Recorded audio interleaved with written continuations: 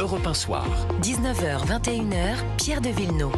Toujours avec Sébastien Ligné de Valeurs Actuelles et Antonin André du Journal du Dimanche. Emmanuel Macron lance officiellement la construction du porte-avions qui remplacera le Charles de Gaulle. Écoutez, le président de la République a annoncé hier aux Émirats Arabes Unis cette construction d'un nouveau navire.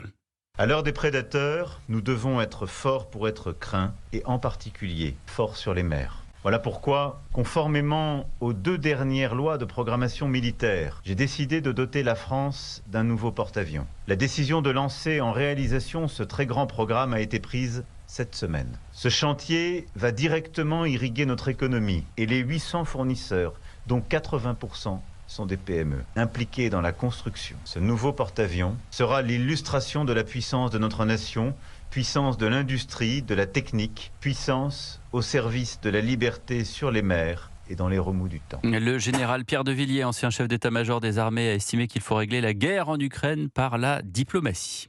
Il n'y a pas de solution militaire à ce conflit. Je vous rappelle qu'il y a des journées à 1000 morts. Il y a une solution diplomatique à trouver et je me réjouis que la porte ait été ouverte avec l'accélérateur président Trump, incontestablement. Et j'espère que l'on va au moins aboutir à un cessez-le-feu qui permettra d'arrêter le massacre et ensuite de trouver un plan de paix. Ce plan de paix doit être juste, notamment sur les territoires. Emmanuel Macron fait œuvre de service comme la France l'a toujours fait. La France est un des rares pays au monde capable de parler à peu près à tout le monde. Et je me réjouis de voir Emmanuel Macron dans cette optique de paix. Ça n'a pas toujours été le cas. Et il y a un danger très important dans la guerre. C'est l'élargissement du conflit. On ne sait jamais. Un dictateur ne recule jamais dans un tunnel.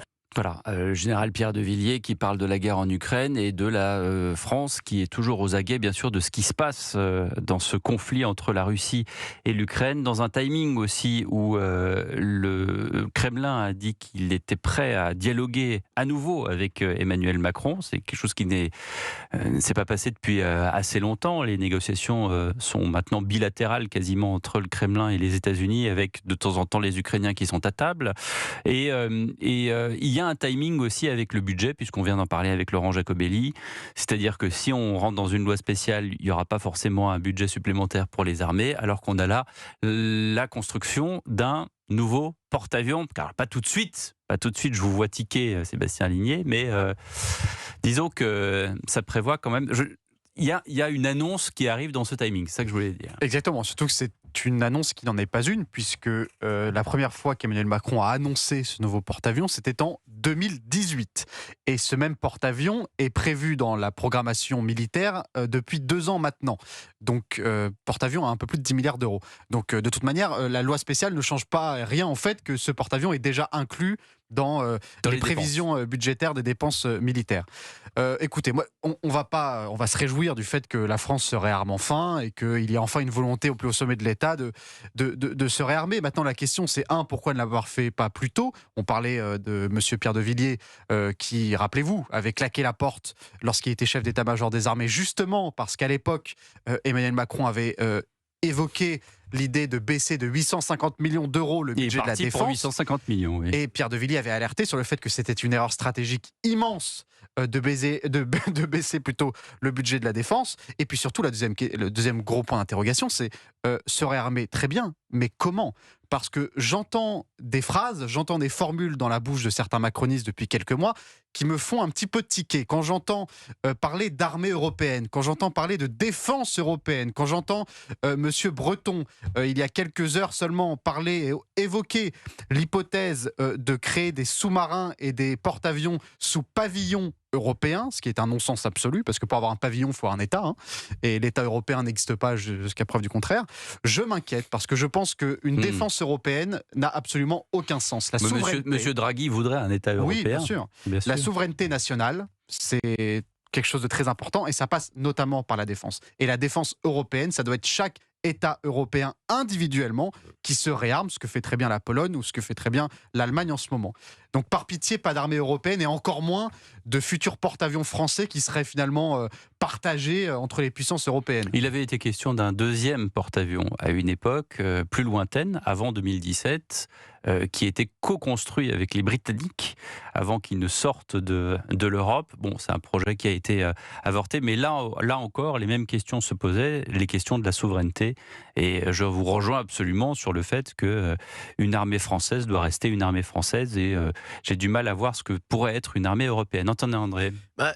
Ce qui est dramatique, c'est qu'on paye en fait un désarmement français depuis de nombreuses années. Souvenez-vous de la phrase de Fabius, les subsides de la paix. Et on a baissé ce budget de la défense pendant des années. On a laissé quand même cette armée à la dérive. On a vendu les casernes. Aujourd'hui, on veut les racheter pour pouvoir faire le service national. L'armée a été la grande sacrifiée des années 80-90. On se contentait d'entretenir l'arme nucléaire. Le service militaire, évidemment, a enclenché cette phase de désarmement de la France. Emmanuel Macron était parti pour faire la même chose, et finalement, il s'est repris sous les changements géopolitiques internationaux. Ce qui est inquiétant, c'est tout ce qu'on fait là, c'est du retard que l'on rattrape, y compris sur le porte-avions, qui effectivement avait été annoncé depuis des années déjà. Félicitons-nous que ce soit le cas. Quant à une armée européenne, évidemment, ça n'existe pas. Il y a des programmes européens qui peuvent être éventuellement lancés, mais on voit bien que c'est difficile. Des coalitions, comme on a eu au Kosovo. Non, mais il y a un programme, par exemple, d'avions de combat franco-allemands. Oui, mais vous le savez SCAF ça va être très compliqué. Ce sera très compliqué, et c'est compliqué notamment parce que lorsque vous produisez une arme, vous avez en fait, vous en gardez la maîtrise. Quand les Américains vendent des avions F-35 ou F-16 à des pays européens, ils les brident, et surtout ils ont un droit de regard sur l'engagement de ces armes-là. Donc par définition, une armée qui n'est pas rattachée à un État, ça n'existe pas, parce que les armes qui vont avec sont toujours sous la maîtrise de celui qui les a vendues. Bien sûr. Puis une armée européenne, et en extrapolant un petit peu une géopolitique et une diplomatie européenne, ça voudrait donc dire que tous les États membres soient d'accord sur la marche à suivre. Si vous prenez le conflit ukrainien, je ne suis pas certain que tous les États membres européens soient sur la même ligne de crête sur la question de la résolution du conflit ukrainien. Moi, dans mes jeunes années du service militaire, j'ai connu une coalition. En l'occurrence, on était 5000 Français envoyés au Kosovo. Et au Kosovo, il y avait une coalition, également avec les Américains, également avec les Marocains, également, voilà, pas que des pays européens, et ça fonctionnait très bien. Oui, mais ça, c'est des opérations ponctuelles. Ce sont des opérations extérieures, sous mandat de l'ONU, souvent. Là, en l'occurrence, c'était l'OTAN également, et ça marchait plutôt très bien. De là à faire une armée européenne, on est en train de gloser sur quelque chose qui n'est pas forcément